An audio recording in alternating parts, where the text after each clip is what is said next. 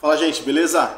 Ale Street com mais um vídeo para vocês, mais um pouco aí de atualizações da Street, da Elba, do nosso dia a dia, né? Tô há um tempo sem gravar vídeo, na verdade estava rolando uns conteúdos bem legais aí, tudo, umas coisas novas que eu tava descobrindo aí, né? Andando com a Elba, algumas curiosidades, ia falar um pouco mais sobre o projeto.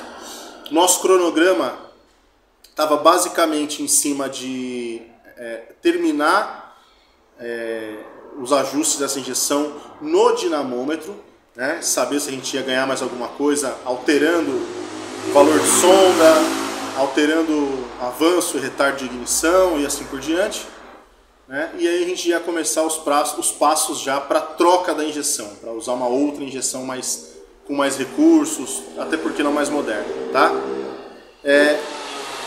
Antes de eu falar sobre isso, vamos voltar um pouquinho no tempo lá atrás, né? Bem lá atrás. Não sei se todos lembram dessa época, porém a internet está aí para relembrar vocês, tá?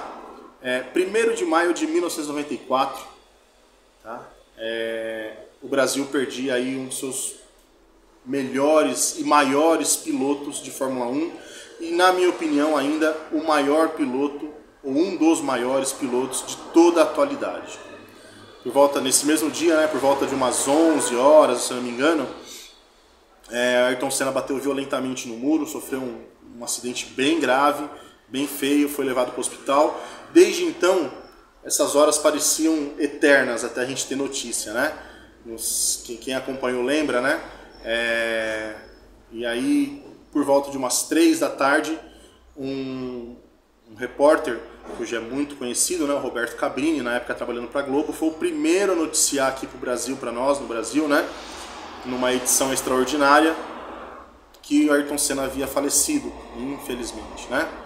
E eu lembro que ele deu a notícia, né? Morreu o piloto Ayrton Senna da Silva, foi mais ou menos assim, né? Eu lembro do finalzinho, ele falou assim: infelizmente, uma notícia que não gostaríamos de relatar, de dar, né?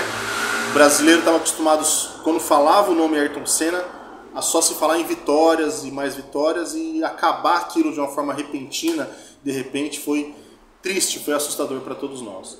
Desde então, toda vez que eu ouço isso, né, aliás, toda vez que eu vejo alguma coisa triste acontecendo, né, muito triste, alguém que se foi, ou algo que quebrou, coisa assim, eu lembro dessa frase. E por isso que eu trouxe ela agora para o nosso vídeo, tá? Infelizmente, uma notícia que eu não gostaria de dar a vocês. Infelizmente, é uma notícia que eu não gostaria de dar para mim mesmo, mas infelizmente a Elba quebrou. Bom, Ale, você falou que montou tudo direitinho, mostrou passo a passo, mediu, né? Você disse que carro turbo não quebra, carro preparado não quebra. Quebrou. E com a quilometragem bem inferior ao que você achava que ia durar o seu projeto, né? De fato, quebrou rápido mesmo. Eu calculo que a gente andou em torno aí de uns 10 mil quilômetros mais ou menos, muito pouco. Tá? Muito pouco não, pouco na verdade, né? Para ela ter rodado. Só que a Elba, ela tinha um problema, tá? Na verdade ela tem um problema, como é que eu posso dizer, da própria estrutura do motor, tá? Em termos de vedação dos cilindros em relação ao cabeçote, em relação à junta, que não, principalmente no motor 1.5, no Cevel 1.5, que não beneficia o uso de altas pressões, de muita pressão, tá? de turbo.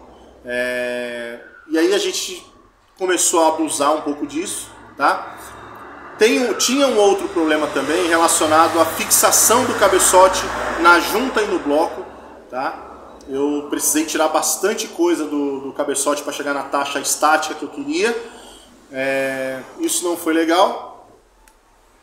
E o parafuso, ele vem no tamanho suficiente para prender um cabeçote original, né, com a altura original, e fixar ele entre o bloco e a junta, tá? Então o parafuso tem altura normal. Quando você tira muito do cabeçote, o parafuso vai ficar grande. Então ele vai chegar no fundo do bloco, vai dar o aperto em algumas vezes e não vai apertar o suficiente para a junta ficar presa entre o bloco e o cabeçote, tá?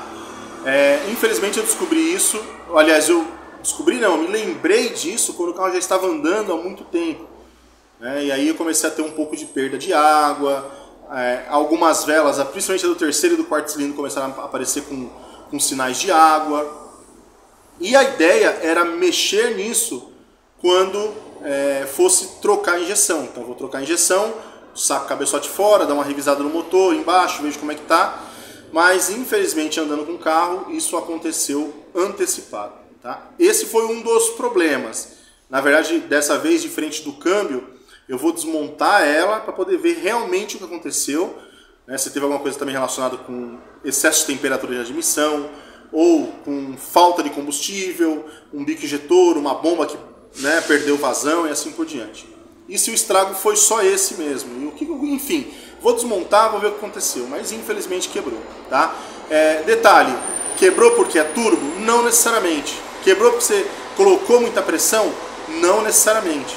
Tá? Infelizmente o motor tinha um defeito, precisava ser sanado. Se não mexe nesse defeito, se não sana, ele quebra. Tá?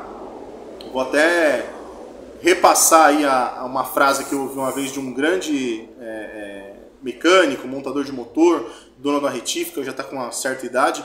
Ele falou pra gente uma vez que o motor ele não quebra, ele nasce quebrado. Então algumas vezes você coloca alguns problemas que mesmo você arrumando, você pode colocar algum defeito no carro, ou por conta da peça, ou por conta de uma usinagem que faltou alguma coisa, ou na montagem, você pode colocar um defeito que vai fazer esse motor quebrar, tá bom?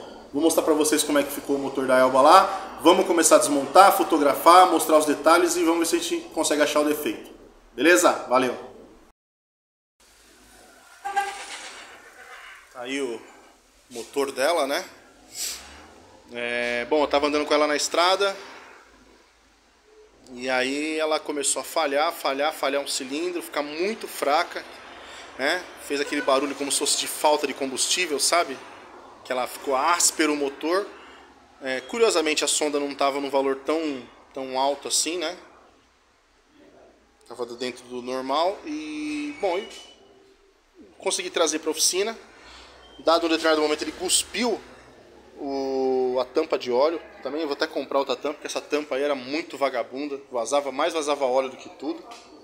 Bom, esvaziou o reservatório de água, até com uma lama aqui dentro, né? E o jeito agora é desmontar, ver o que aconteceu, arrancar o cabeçote fora.